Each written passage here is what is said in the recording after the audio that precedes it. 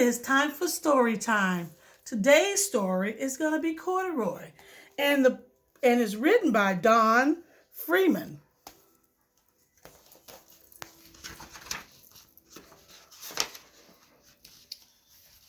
Corduroy is a bear who once lived in a toy department of a big store. Day after day, he waited with all the other animals and dolls for someone to come along and take him home. The store was always filled with shoppers buying all sorts of things, but no one even seemed to want a small bear in green overalls. Then one morning, a little girl stopped and looked straight into Corduroy's bright eyes. "Oh, Mommy," she said, "look, there's the very bear I've always wanted." "Not today, dear," her mom sighed. "I've spent too much money already. Besides, he doesn't look new. He lost a button on one of his shoulder straps." Corduroy waited sadly as they walked away. "I didn't know I've lost a button," he said to himself. "Tonight I'm going to go and see if I can find it."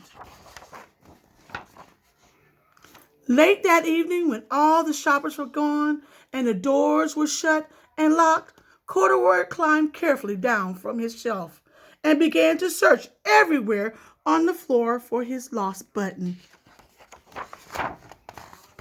Suddenly he felt the floor moving under him. Quite by accident, he had stepped onto the escalator, and up he went. Could this be a mountain, he wondered. I think I've always wanted to climb a mountain. He stepped off the escalator as it reached the next floor, and there, before his eyes, was the most amazing sight. Tables, chairs, lamps, sofas, and rows of beds. "This must be a palace," Corduroy gasped. "I guess I've always wanted to live in a palace." He wandered around admiring the furniture. "This must be a bed," he said. "I've always wanted to sleep in a bed." And up he crawled onto the large, thick mattress. All at once, he saw something small and round. "Why, here's my button," he cried, and he tried to pull it up. But like all the other buttons on the mattress, it was tied down tight. He yanked and he pulled with both paws until pop! Off came the button, and off the mattress Corduroy tumbled. Banged into a tall floor lamp. Over it fell with a crash.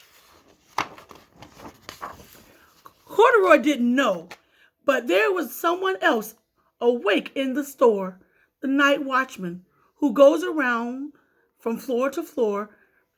When he heard the crash, he came dashing down the escalator. "Now, who in the world did that?" he exclaimed. "Someone must be hiding around here." He flashed the light under and over the sofa and beds until he came to the biggest bed of all.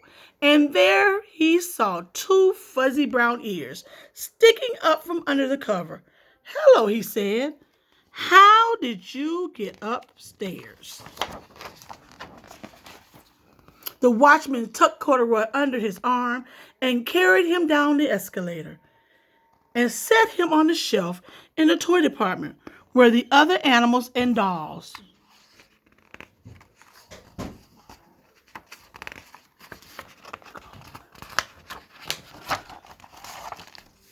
Corduroy was just waking up when the first customer came into the store in the morning.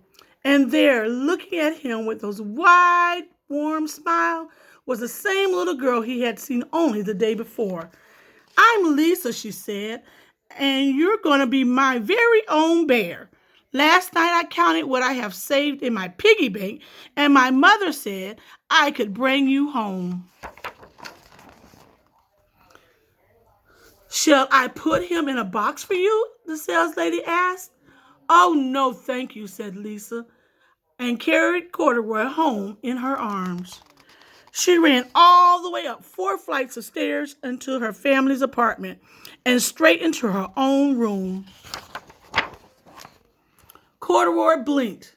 There was a chair and a chest of drawer, and alongside a girl-sized bed stood a little bed just the right size for him.